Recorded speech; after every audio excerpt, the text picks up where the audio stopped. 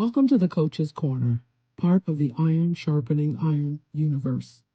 I'm your host, Davina Lyons, also known as Mama Lyons, and this is where real conversations meet real growth. Here we explore what it means to rise through reflection, resilience, and purpose. One story, one insight, one breakthrough at a time. Whether you're a coach, a leader, or simply on your own personal development journey, this is your space to reflect, identify, stand, and emerge stronger than before. So grab your notebook, take a deep breath, and let's rise together right here in the Coach's Corner.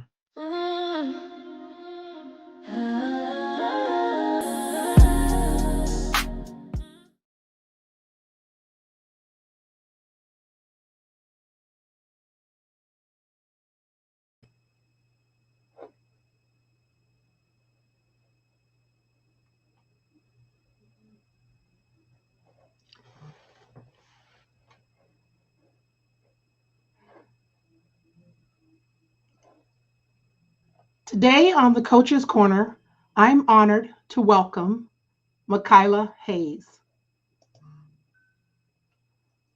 Makyla is a mathematics educator with 18 years of experience, currently serving at Pima Community College, and she's also the faculty union president for the Pima Community College Education Association.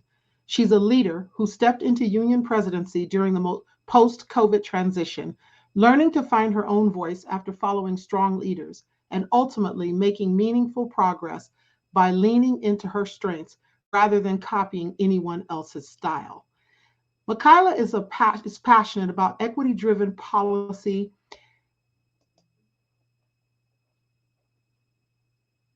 Sorry, I'm having technical difficulty.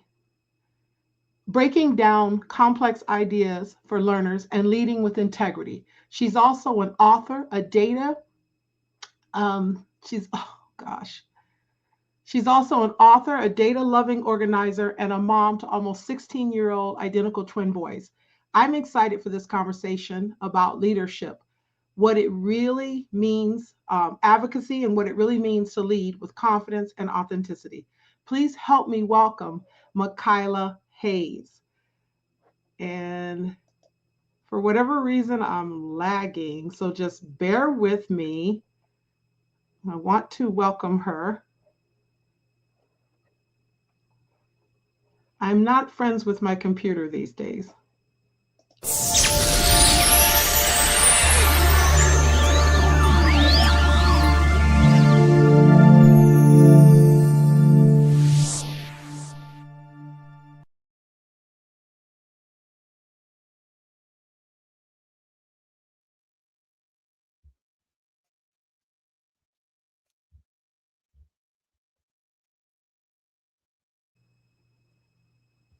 Welcome, Makyla.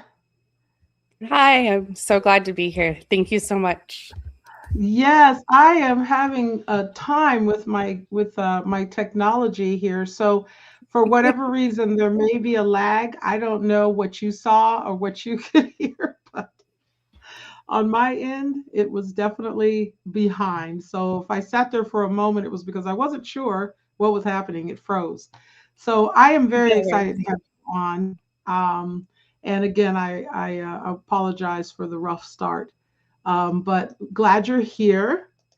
And I'm still trying to make sure that everything is working properly. And I think it is. I'm not sure. So you can hear me pretty good? I can hear you Awesome. just fine. You can hear me just fine. Awesome, awesome, awesome. All right. Well, we can just get into this. That's the one thing about going live. You never know what's going to happen. And um, so sometimes on my end, it looks different. But I these conversations are so important, and usually things just settle down and we get to it. So without further ado, I don't know if that welcome was adequate enough because I was pausing, but I am glad you're Absolutely. here. I want to start out by having you tell people who you are and talk about you stepping into the role as the faculty union president, post-COVID transition and what that was like personally and professionally. So take it Yeah. away. Thank you. So as you said, I teach math. That I have wanted to be a teacher since I was in first grade.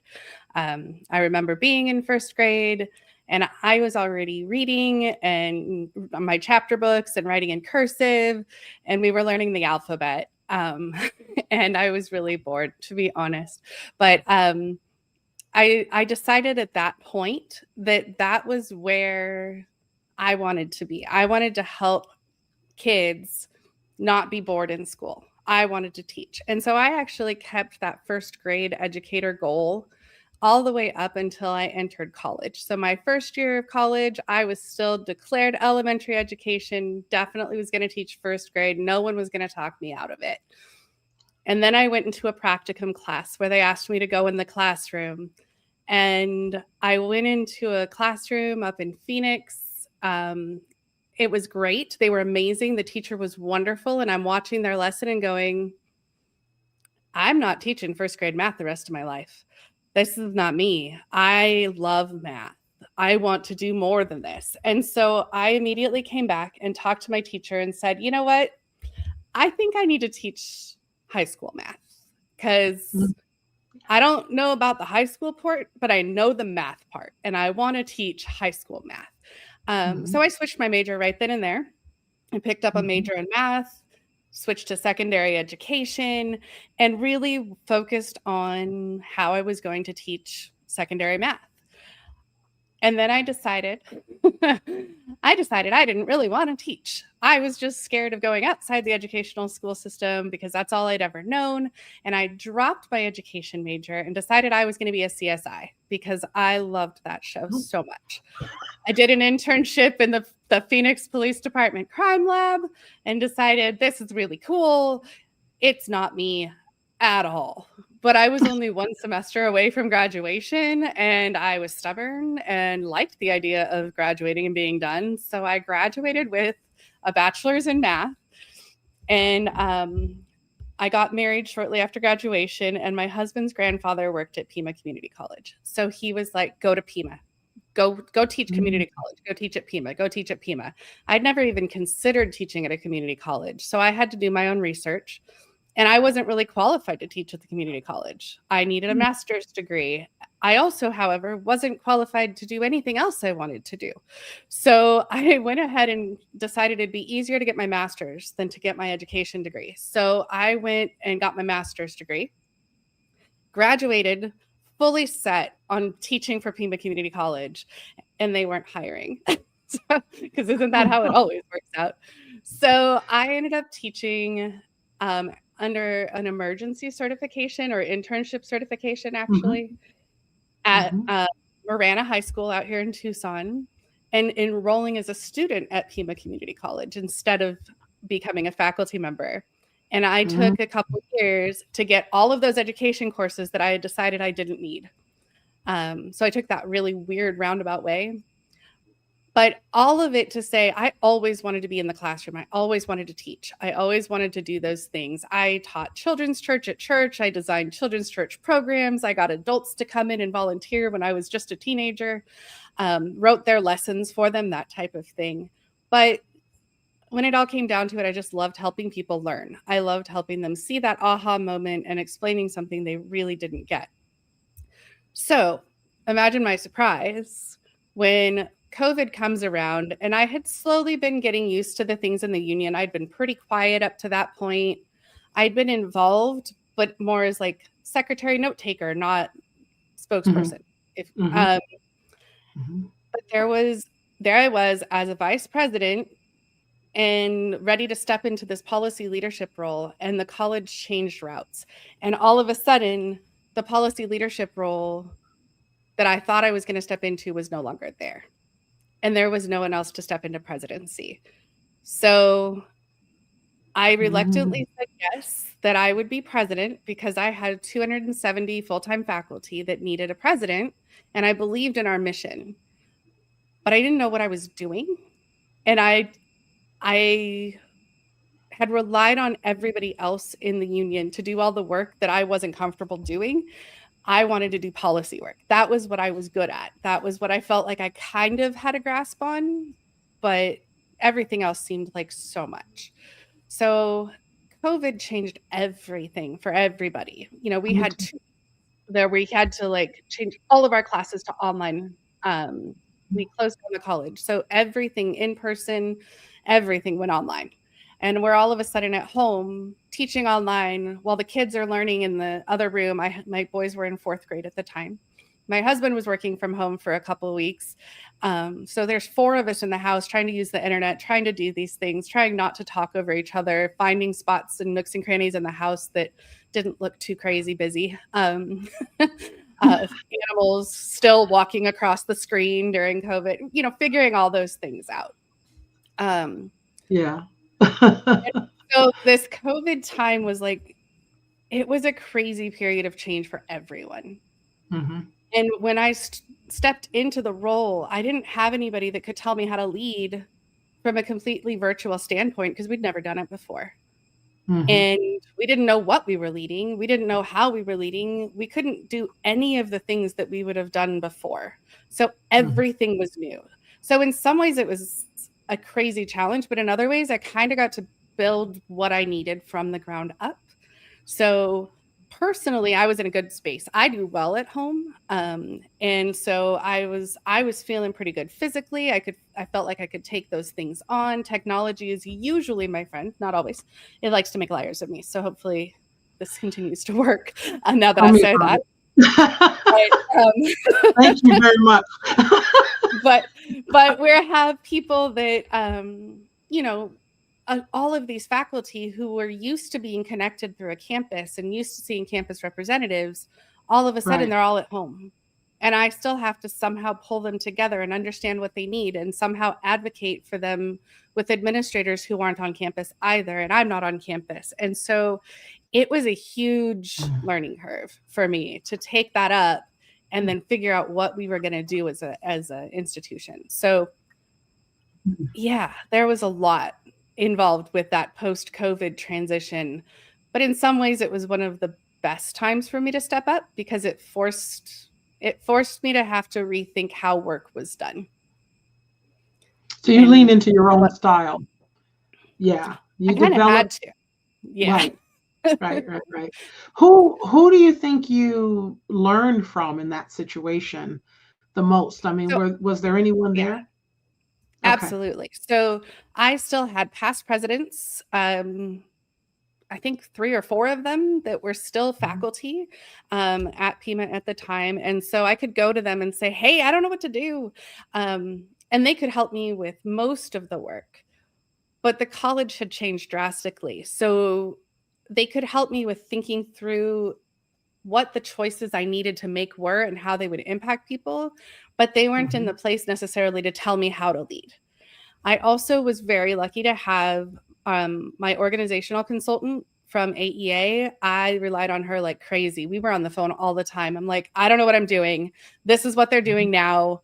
This is what faculty keep saying. I don't even know who to talk to or how to get about this. And so a lot of conversations and relying on others' advice. One of the things that I really had to figure out as a leader is that being a leader doesn't mean knowing everything or having all the answers. And that's hard for me. I like to know answers and I like to know every possibility before I make a choice. That does not work in leadership. So my goal was to then make the best possible choice I could based on the advice of others who knew more than me. And so the best thing I did as a leader was build up a group of people that I could talk to and say, hey, what do you think? Give me advice, give me feedback. Here's what I'm thinking. Tell me where I'm wrong. And taking their criticism along with their advice to try to get to our goals without taking anything personally, which is really hard. It is. Yeah. No, it is. I think it is for most people. But it also does definitely take a village. I think it's nice that you were able to rely on people who had been in that role and get some advice. And I think when we met, you and I are both authors in the Authors Alliance. When we met, that's the one thing we had I think we had a couple things in common, but being educator, being involved in the union, being in the same place at the same time and not even knowing it, I'm sure, at the delegate assembly. But Yeah. I totally relate to everything you're saying. And I currently am vice president of my association, so my local. So I totally relate to everything you're saying. Let's talk about integrity. How do you define integrity in leadership? And how do you live that out Yeah. in the work that you're doing with the union? So one of the things for me that I've always wanted is I want the things that I say and the things that I do to match. So if I say I'm going to do something, it's going to get done. And if I do something, it's something that I've said I would do. It's aligned with my values. I always like to say, like, live in a way that people can't lie about you. And if they do, nobody believes it. So making sure that what I'm living, what I'm doing, the work that I'm doing and the things that I'm saying align with who I am as a person and the values that I hold, so that people who see what I'm doing or hear what I'm saying know that they can trust me. That's my goal. Now, that's hard to do, especially in a big organization. You know, at Pima Community College, we have 5 campuses and we have virtual options. We're the only community college in Tucson. And I have 270 full-time faculty in my unit. So that's a lot of people. And a lot of people I don't know. I know my department. Right. So I had to build up some credibility with them. Part of it was because I was union president and they were like, okay, that's your role, but now what are you going to do? And so I had to learn how to communicate with faculty so that they knew what I was doing and what I was doing on their behalf. And one of the things that I changed in my first approach that helped me is I started communicating ahead of time what my goals were. I think for a while I was scared that if I communicated ahead of time and they didn't happen, that people would think I lied. But I realized there's a way to say, this is what I know you want. This is what I'm looking for. This is what I'm working towards. The end result would be great, but I'm not lying if that's what I'm working for. And they need to see results towards that. But what kept happening is they would tell me they want something. A small union team would work for it and we would get it. And then we couldn't claim it after the fact because whatever unit implemented it or the college would implement it, then us saying, yeah, that was us, it looked disingenuous. It looked like we were claiming credit for something we didn't really have part in if we weren't visible. So I had to change my approach to saying, here are the things that we're working towards. And I can give small wins along the way and updates on conversations and things like that so that when something changed, I didn't have to claim it. They already knew that was their union working for them. And that was the biggest thing for me because that felt more real and full of integrity than watching somebody else do something and then saying, we did that. That's us. That was your union. That felt ickier to me. So that was the biggest thing that I've changed. The other thing in leadership, especially in union leadership, you have a lot of people come to you and tell you what's going on in their areas, in their lives. They give you so much information. They dump things on you about their personal lives and about their relationships, about their hopes and their fears and their families and their relationships with colleagues. Like there's so much trust in a communication with a union leader when they're asking for support. And so to make sure that the actions that I take in my leadership don't betray their trust. So if I need to advocate for them, asking them, what are you comfortable with me sharing? How much of your story do you want me to share or not share? Do you want to be an anonymous voice that I say, I have faculty who are concerned about this. And when they ask me, when leadership inevitably asks, well, who is it? I can say, that's not mine to share. But I'm telling you that you have faculty that are dealing with this concern. The challenge is I also have to build trust with leadership, that when I say faculty say this, they have to believe me, because otherwise they think Makyla says this, and it's not Makyla saying it. It's Makyla saying this for faculty who aren't speaking up for themselves, because that's how the union is structured. And so building trust on both ends, from people who come to me with their issues and people who are going to be taking care of faculty issues. I have to have trust on both ends. And that requires a lot of integrity in what I will share, what I won't share, and making sure I know what my values are. That's really good. I learned a couple things there. I always learn from every episode. And I just learned something. You're right about the perception. Is my union working for me? And what happens? Who takes the credit? That's a really a delicate dance. It really is. And it's important. It's important that people understand that this is something that they're investing in as well.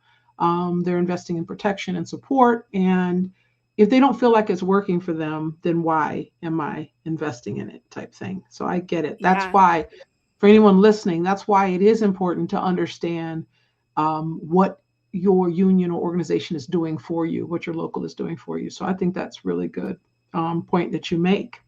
Now, you shared with me that well-written policy and equity is important to you. Talk about that. What does good policy look like to you, and why does it matter so much? Yeah, I have always been a is it fair kind of person. Okay. Like, I don't know how to even fully describe when that started, but way back as a kid, it was like, hey, they have more than that person. That's not fair. Or why did these people get to do that, but these people don't? And I remember, I believe you teach writing or English or something along those lines, right? Yes. Okay. ELA. You're going to laugh at my story then here for a second, but I remember reading Old Man and the Sea in high school for an AP thing. And I remember reading that book, and I was so mad. And my teacher was like, why are you so mad at this one? I know it's a little long and boring, but why are you so mad? And I said, because you teach me all of these rules that I'm supposed to follow, and I get marked off if I don't follow them grammatically and all these other things and themes and thesis and all this other stuff. And then I read this book and he breaks all the rules and you call it a classic. And I was so mad because oops, I'm sorry. I think I lost connection to my camera. Let me see if I can get that back real quick. Yeah. Oh, it's okay. You said it. Technology. I knew it was going to happen. That's all right. Okay, come on, button. There we go. I'm back. So I that was just a funny little example, but I would get mad at those types of things. And I remember as a kid, and as a teacher, especially now, seeing people's names written out and going, how does that writing, how do those letters make up the sounds they just told me was their name? And why does that make sense? And I used to joke that I wanted to, grow up and have a kid named Sarah and name it Julie. And that's how I'd spell it. Julie. And when somebody said, how do you say that? Sarah. Because that's how much sense those rules made to me. So I've always been a stickler for rules and making sure that they make sense to me. And when it comes to policy, it is just one big book of rules, right? And so what I look for in policy is a few things. I want to know that it's going to benefit both the employees and the institution. So that balance is there, that we get a benefit for the employees and for the institution. Because if it's just benefiting employees, maybe there's a different way to do it. If it's just benefiting the institution, there's a different way to do it. We can do both. So figuring out what that actual need is that we're trying to fix and addressing it in a way that benefits everybody. Then I want to make sure that it's not benefiting some to the exclusion or harm of others. If it's benefiting some people or even most people, but it's hurting others, it's not good. We don't want to disenfranchise some people in order to give other people benefits. That's not okay. So looking for those mismatches of where might it be actually impacting some groups negatively and how can we rewrite it so it doesn't do that. And then making sure that in any policy that it's enforceable and that there's a limit to that enforcement. So if you break this rule that the college has, how are they going to hold you accountable? And at what level can you be held accountable for it?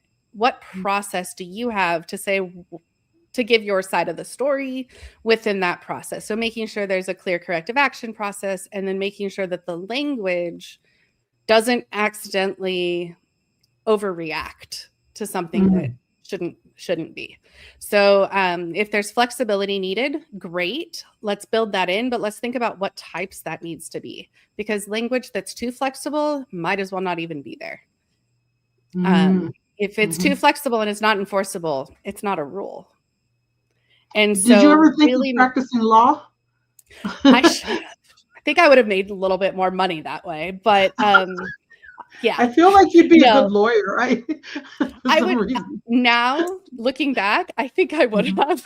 I would have enjoyed it. But I really think that's the biggest thing for policy, is just that clarity of what's the purpose, how is it enforceable, and what's the negative impacts of this potential policy. I've also always been one that I won't break a rule, but I will find my way around them. So I know how to get around a good policy or a poorly written policy, which makes it really a lot easier for me to write a good policy, because I can see all the loopholes. I'm like, oh, I can tell you how I break that rule. And then I can write something to reverse engineering it, right? Address it a little bit. Yeah. So in some ways you got to have a little bit of that, but making sure that the goals are clear before language is written is really helpful. So interesting. Very, very good. I'm not, it takes a special person to get into the weeds and the details of policies, and it's not one of my favorite things. I had a job once when I worked for American Express where I had to read contracts and break them down and look for, and I was like, oh, how did I end up here? It was just not good. I did not like it. But I admire people who actually can do it and not get bored. I will say, but I think not something. That's okay. I was just going to say it's not something I actually was naturally good at first. Okay. And so we had a team of people, and we still do, but we've changed how we do policy negotiations at Pima. But for the first few years I did it, we had a team of faculty. There we go. A team of faculty members that all would come together and talk about policy and how we could create a policy to help address working conditions and what we needed to advocate for. I probably spent the first 4 to 5 years on that team silent and just taking notes for them. I signed up as secretary because I like organizing things, but I was like, okay, I'm going to just take notes and keep us organized and maybe remind you of what people said, but I don't know why you're arguing that word. Why does it matter? And I asked a lot of questions like that. Why does this sentence make a difference for people? What impact does it make? What are we worried about if we don't let that change that they're proposing go through? Why? I don't see the problem with it. And then they would tell me, and I'm like, oh, I see how that could be twisted. And then as I work through advocating for people as an advisor, I see how different people throughout the college are interpreting the policy language. And when I see too many people interpreting it different ways, I'm like, yeah, this isn't an interpretation issue anymore. This is a language issue. We need to fix it. And so we can bring that forward and then clarify the language so there's more consistency throughout the college. Yeah, you are definitely you're sharp, and you're making me think of so many different things that I've experienced with my local, that I'd have a different perspective as I think about what you're saying. What I love that you're sharing to our listeners too is sometimes it's nice to kind of sit low in the cut and just pay attention and listen and learn. And that's what you did. Your role allowed you to do that.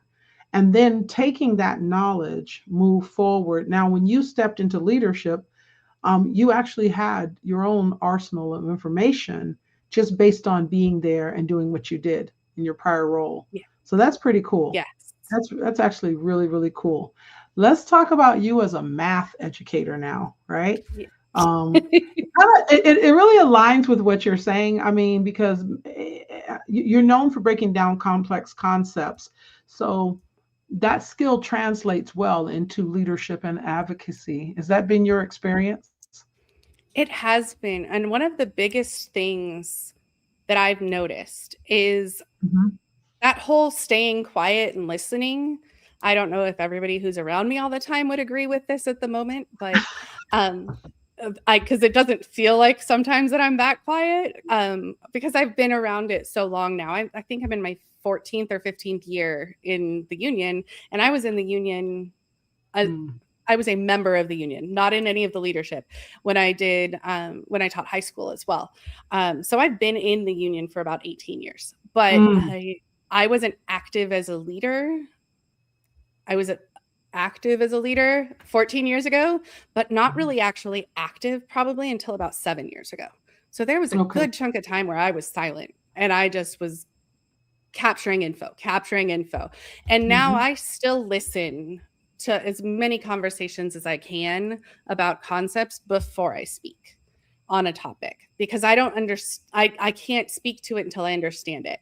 Once I understand it, that's where the communication of complex concepts comes into play, because leaders don't want to listen very long.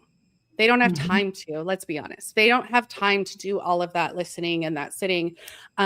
So what they really need, and what I've seen they value, and by leaders, I don't just mean like individual leaders. I mean like college administration leadership, and probably the K-12 administration as well.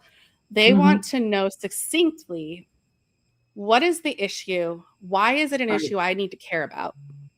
And how can I fix it in a way that wouldn't make people mad? And so they don't care as much about why people are frustrated with their situation. They want them to be happy, but they don't want to sit and listen to everybody complain, well, this isn't fair because she got this and I got this, or, you know, they were told no and they were told yes, or he's mean to me, I don't feel like I can speak up, those types of things. They don't want to hear that.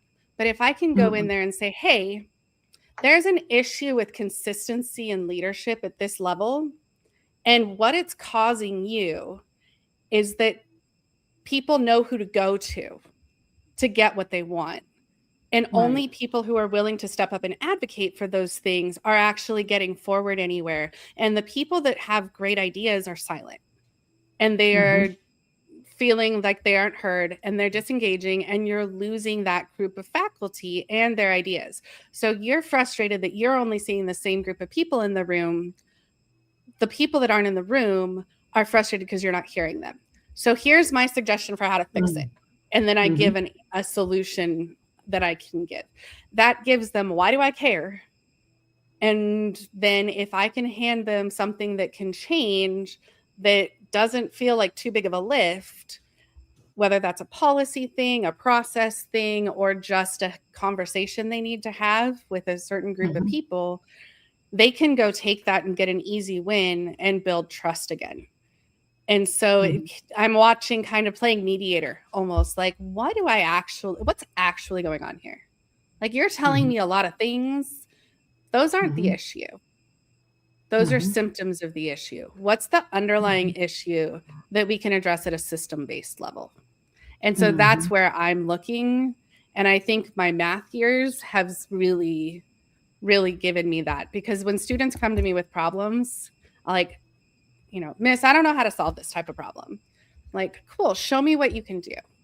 Show me what you've got. Show me and then I'm watching, I'm like, okay, your issue is not with this type of problem. Your issue is that you don't know how to go from a word problem to an equation. Right. Or your issue is that you don't fully understand what exponents are, so you don't know how to factor. So there's other pieces that we can then target. And then all of a sudden they can do this big things. I like to tell my students their learning is like a Jenga tower by the time they get to me, and they're missing different blocks. And so they're on a semi-unsteady foundation. And if they just keep building on top, it's going to topple, because those blocks they're missing, they're just making a weak foundation. So my goal as a teacher is to come alongside them and help figure out where those missing blocks are and fill in the gaps. And now they're going to be strong. And they've got solid chunks in different places. I don't have to teach them that stuff. I just have to fix the blocks, and all of a sudden they can do things they never thought they could. And so it's the same thing with policy. Oh, wow. That's so interesting. So like, I know math is a subject that I kind of stay away from. I'm truly an English language arts teacher, and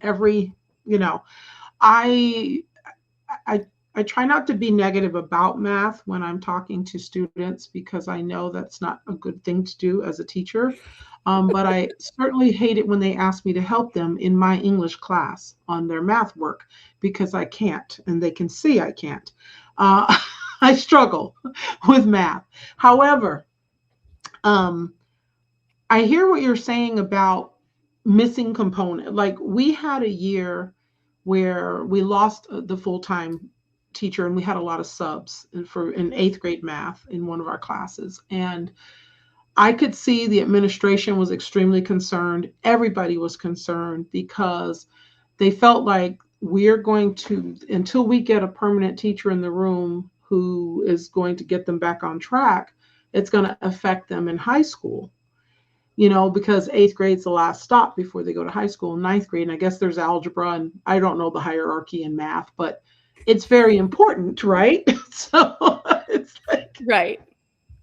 With English language arts, we spiral. We're teaching the same skills over and over. We just add a little bit more rigor each year. And now next thing you know, you're in college and you're reading, very thick books. But math is different. It's so many different concepts that build on each other, is what I'm hearing you say. Yeah. Missing those concepts can really upset the apple cart, right? It can, and they can get away with it for a while sometimes. And then the biggest thing that I try to get with my students, though, honestly, is perseverance. The challenge of don't give up as soon as it's a struggle, because that doesn't mean you're wrong. Mathematicians are not people who didn't struggle in math. Okay. Mathematicians are people who didn't give up. And they kept going. And so, yeah, it's easier for me to do math than to do some other things, because I didn't struggle as much as some other people may have, but I struggled elsewhere. Everybody struggles somewhere, and everybody has strengths somewhere. But it really is about that foundation and being able to fill up those gaps. And can you go back and learn the thing you forgot or that you don't remember how to do? And are you willing to put in the work to figure out why you don't get something? And that's really where you get strong math people, is when they're not willing to give up. Yeah. That's good. That's good. Every now and then I'm tempted to grab, how you see in the store, there's these books that will help you at each grade level. I've been tempted to grab a math book and just to practice, and because something inside of me wants to go back and remember algebra, remember geometry, I don't know, I picked a subject that I could teach that I was comfortable with, but I also would like to be more well-rounded. And so just like I would love to learn Spanish. I mean, for some reason, I struggle with learning a foreign language. But your point about perseverance, it's that if I made up my mind and I said, okay, I want to sharpen my skills in this area, set a plan and do a little bit each day, and maybe, do that practice. Be conscious Yeah. about persevering and getting through it. So I think that's a really good point. Speaking of persevering, you have a disability. I need you to pronounce that because I don't want to butcher it. How is it pronounced? So I have hypermobile Ehlers-Danlos syndrome, and most people just say hypermobile EDS because that's a lot easier. Okay. So in addition to, I think a lot of it is related to the hypermobile Ehlers-Danlos syndrome. Basically, what that means is the connective tissue in my body, whether it be in my joints or my organs, my eyes, my stomach, my heart, the connective tissue in my body is more like used chewing gum instead of strong rubber bands. And so at that most basic level, it's like, I might dislocate things fairly often. Maybe my shoulders, my wrists, my toe. I've had an issue with my big toe, doesn't like to always stay in place. That's always fun. My ribs like to pop out of place, or flux, which means it's partially dislocated, but not fully. A lot of pain.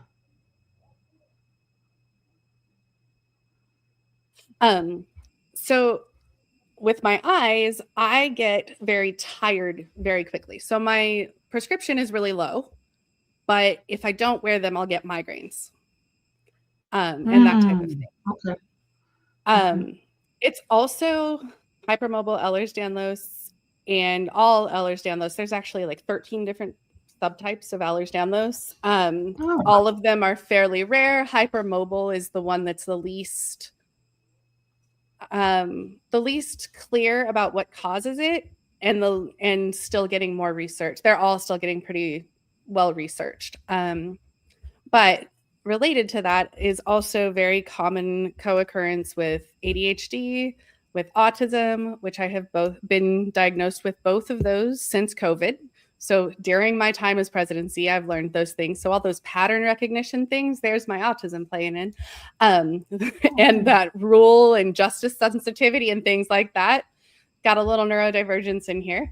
And then most recently, I had an allergy flare-up and discovered because of that, I should say, because of the allergy flare-up, I discovered that I have hearing loss. So the allergy flare-up, they said, wouldn't have caused the hearing loss. However, I didn't notice it prior to it. So there's something going on there, but I now have to wear hearing aids. And so I wear hearing aids because everything I hear is now in the mild hearing loss range. And I miss sounds, I miss nuances, and then I also hear too much of the things that block out the things I'm trying to hear. And so with all the neurodivergence and then the hearing loss, it makes it a challenge if I'm not wearing a good set of hearing aids that can actually help me filter that down a little bit. So I have all of that going on. And my EDS shows up in different ways, different days. Like, it's very dynamic disability. Sometimes I'm totally fine. Other times, like yesterday, if I sat up or moved off the couch, if I rolled over, my heart rate would go up like 30 beats a minute. So it can really take its toll. So it limits some of my time in the classroom that I can do and still function well. But a lot of my union leadership that I do and the policy work that I do, I can do from home behind my computer, or I can do it in meetings where I'm sitting and doing other things. And that really, really can be helpful for me. So I don't teach as much as I used to in person because my body does not like it. Doesn't like it. Yeah. Yeah. I wonder, with a diagnosis like that, I'm just curious, how long did it take them to really determine that's what was going on with you? I was 27 when I was diagnosed with Ehlers-Danlos, and I basically had so many weird things happen to me. The latest right before my diagnosis was I had actually passed out in class. It's the only time I've passed out, but I went to go log in the computer and I woke up on the floor. And then it's kind of funny. I woke up in, in some cartoons or whatever, you'll see like the circle opening up and there's like a ring of people looking at you. It was like that, but it was my students' heads as I looked up and they're all looking at me. And I'm like, why are my students in my bedroom? And then I'm like, oh, they're not in my room. Why am I dreaming my students are in my bedroom? This is so weird. And then I realized I'm not in my bed. You're not in your bedroom. I'm on the floor and that's a computer desk above me. And so I went to sit up and they were like, no, you hit your head, don't move. And I remember at one point, we were coming up on a first test. It was my second semester teaching at the college. And we were coming up towards a test. And I remember thinking, oh, like this is going to ruin my entire plan for the day. And we have a test coming up. Do I have time to make it up? And so of course my brain goes, what day is it? Because I'm trying to make plans in my head of how I'm going to make up the material. And they're like, oh my gosh, she doesn't know what day it is. I was like, I never know what day it is. They're like, oh yeah, true. And then they asked me other questions to see how bad it was. It wasn't bad. I just didn't know what day it was because I never do. And so they all laughed at me. So it became a huge thing. They were like, uh-oh, who divided by 0 and broke our teacher? And so for the next like 5 years at that campus, it was a whole thing like, don't divide by 0. Your teacher will pass out and you'll get a sub. Oh, that's crazy. They're but so when funny. I found out that it was my heart that had done it, to me, I had to wear a heart monitor. I had to go through some testing. And basically I got diagnosed with inappropriate sinus tachycardia, which I thought was hilarious because it said inappropriate in it. But basically that just means they don't know why. It just did stuff. It was in rhythm, but it was fast. And I don't know why. So I learned the signs leading up to passing out. And I was able to, I haven't passed out since. It's been 15 years, so I'm good there, or 14 years. But I looked it up and I was trying to figure out, like, there's got to be an underlying thing here. And so I was able to do some research and found an article that had all of these things that I dealt with my whole life. And it listed hypermobility as the cause. And I went to my doctor and said, I think this is me. And they were able to send me to someone else to diagnose me. It was crazy, but it can take... You pretty much figured it out yourself and then took it to the doctor. Wow. Yes. And then you were able to make that connection. That's kind of how a lot of the management goes. Yeah, right. So true. Because that's what I do. I look at patterns and I'm like, I lived this, you don't, I'm done. There's got to be an underlying reason. And so that has been a crazy thing that I've had to deal with. Okay, this is turning back on. There we go. But in doing that, it really helps open my eyes to how students with other disabilities or my disability, but mine is still rare. Honestly, it's not really rare. It's more just rarely diagnosed. It's getting more common now that people might actually know about it or know somebody with it, but probably more so in the last couple of years than any other time that I've been telling people about it. But the thing that I've found is that it has given me a very lived sense of compassion for what people have to go through navigating our systems. And so, I've always had a high population of students with accessibility needs, whether that be for neurodivergence or learning disabilities or physical disabilities. They've always kind of flocked to my class, and I'm always going, I don't understand why this is different, because I just teach and you guys are good here. Why? And I think a lot of it is because I think like them. I think like them. Yeah. I tutored from the time I was in 7th grade all the way through. I still tutor people, but before I was teaching, I tutored forever, and I heard so many stories and so many questions that when I get to my classroom and I'm teaching them, I'm like, hey, here's some of the most common things I know you guys are going to struggle with, you don't want to ask me about. So I'm going to just teach you how to avoid those right off the bat. And That's good. I start with that. And so one of the best things I did to prepare for teaching was to tutor. Absolutely. Mm-hmm. Oh, I think did I lose That's you? Are you really frozen? a pattern there also with you, and that you figure out, it's sort of like you do things in varying degrees, and you learn as you go, and naturally elevate yourself. I love that. Yeah, yeah, that's good. Tutoring is really good. Yeah, I probably should have had a math tutor, for sure. I'm going to switch gears a little bit and talk about your 60-day devotional journal. What inspired that Awesome. project? And how does faith Yes. intersect with your leadership journey? So faith is a huge part of my life. I've been a part of the church since I was 6, and I asked my parents too many questions they didn't want to or know how to answer. So they were like, oh, let's go to a church. And so we went to a church. And I remember sometime after that, they asked our pastor to come to the house so that I could just pelt him with questions. And I don't remember what I asked, but I remember the fact that he sat there and took me seriously and let me ask him all of my questions was awesome. And he answered it to at least to some degree that we went back. And so we went to that church for a long time. And I think that's where a lot of this idea of integrity and that really making sure that I'm living truth that I'm speaking and making sure that I am presenting myself in a way that is full of integrity, that people know that I say what I mean and I mean what I say and I can be trusted.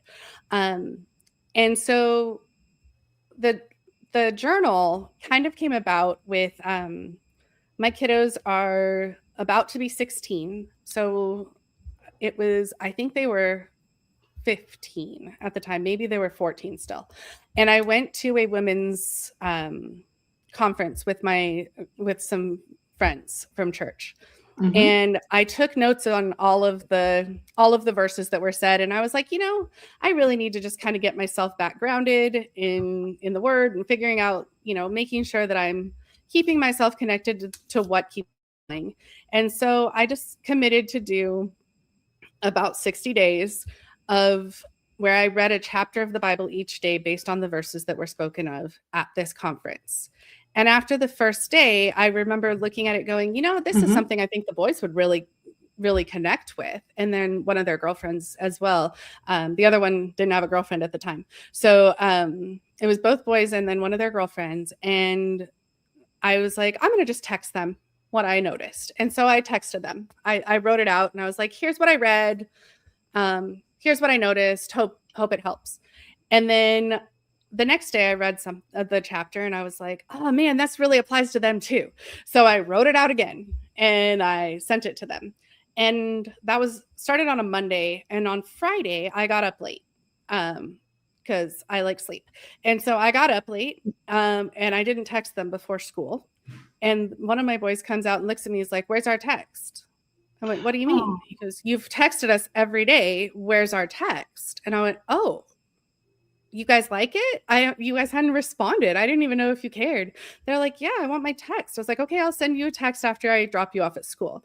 So I came home and I read my chapter and I typed something out and I sent it to them.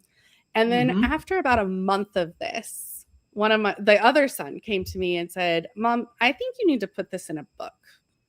I think it's good. I think people need to read it. And so I was like, oh, okay. So I copied all of my texts into a document. And each day for the rest of the 60 days, I would type up their text and then copy it into a document. And I did that for that full 60 days. And at the end of the 60 days, I designed a journal that would allow people to kind of step through the process that I had done. And I had my text observation I have my text observation in there, but the rest of it is a journal for them to fill out and them to write their journey. What did they notice? What did they question? And kind of, again, this is the teacher in me, step them through how to take this on for themselves. And then at the back, there's 30 pages of blank. Well, it's not blank, but it's not filled out notes sections where they could write a chapter at the top, and then they could continue that same journal format. Part of that was because I hate switching journals. So when I'm doing a devotion or something like that, I struggle to like do other lessons or other readings, and it bothers me. So I was like, well, if they're doing this and then they flip to the back and they can write it in here, they don't have to switch books and it doesn't throw off their plan. Right. So, I love that. So I put that in there to try to keep people all in one spot. And then I also didn't put dates on it because I wanted them to do it themselves, so that you could do it once a week. You could do it every other day. It doesn't, you could leave it alone for 6 months and come back to it and have no guilt, because you just have to write the date at the top that you're doing it. And so it was just something to try to share with my kids originally. Originally, it was just for me. And then I started sharing it with my kids. And then my kids actually asked me to share it with everybody else. So I did. How cool. That is so It was pretty cool. I love that. And you have other, you've written other books, children's books. I have. Yeah. Yes, I have 4 children's books. And the link. All of those were also written for them, but when they were littler. Yeah, right. Exactly. So they've grown up a little bit. The book has grown up a little bit. Yeah. I know I got a couple of your books for my granddaughter, so I'm excited to see how she progresses with those books. But I think that's really cool that are your children have inspired you to write for others, and that is super, super cool. So you've shared, I see the patterns in what you've shared and with you, and how you've evolved, and I think it's especially as a leader in the role that you're in. I see that you have developed a great deal to support others. So for educators, for leaders who are stepping into big roles, such as what you did, maybe even, I don't know what your confidence was like, but your value definitely was there. So if people are doubting their value, what would you want them to hear today? Because you've walked the walk. What would you share to help listeners be able to step into that role and succeed? I took a couple notes ahead of time because I wanted to make sure I shared this. So the first thing is have confidence that you know your job and you know your people. That's your goal. Lean into the things that you know, and the things you don't know. Don't fall into the trap that admitting you don't know is a weakness. That's actually a strength. Saying I don't know, but I know who does is just as valuable, if not more, than trying to fake your way through it. People see fake. Don't be totally fake. Agree. So just admit what you don't know and learn from there. Be open to learning. You represent others in a union role, not just you. And so the biggest thing is making sure that there are feedback structures so that you always know what people are thinking. Because if you don't know what they're thinking, you cannot be representative of their voice. So surveys, conversations, other leaders that give you feedback of what they're hearing, making sure those structures are strong so that you know what you are saying. And then become a trusted voice. So put yourself in situations where what you're saying is true so that when you speak, people trust you. My guess is if you're stepping into a big role, they already have a level of trust for you. So just making sure you continue being worthy of it. That's nice. I've already shared about communicating your goals early. And then have tried to do is don't just communicate problems. Because union leadership is not adversarial by default.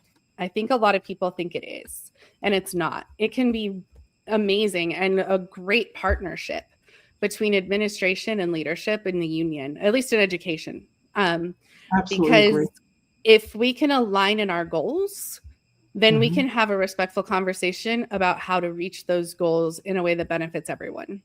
And if they know that you can think at that level and that you can speak to that level with confidence, then you'll be able to actually affect change at that level.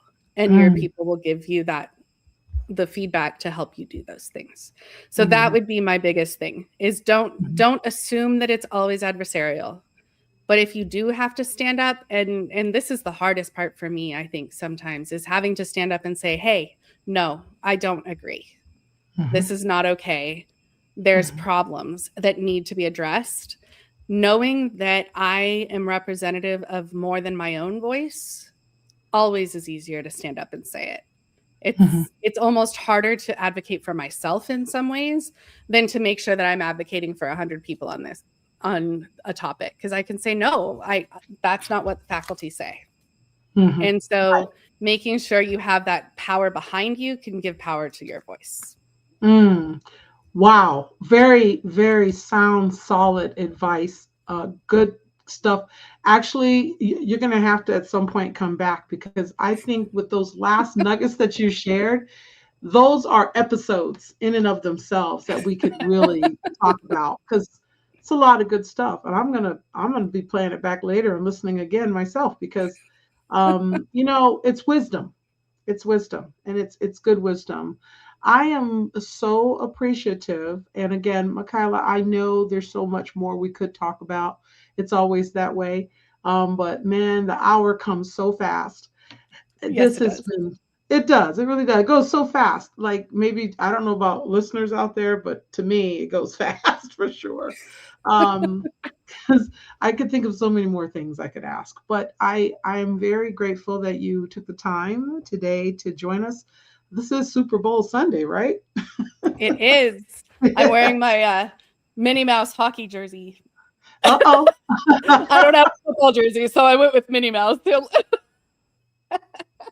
That's good. Okay. I have no jersey at all, so I'm with you there.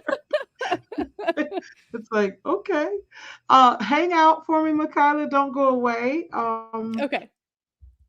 To our listeners, please, please, please like, subscribe, share, all that good stuff. You know what you're supposed to do.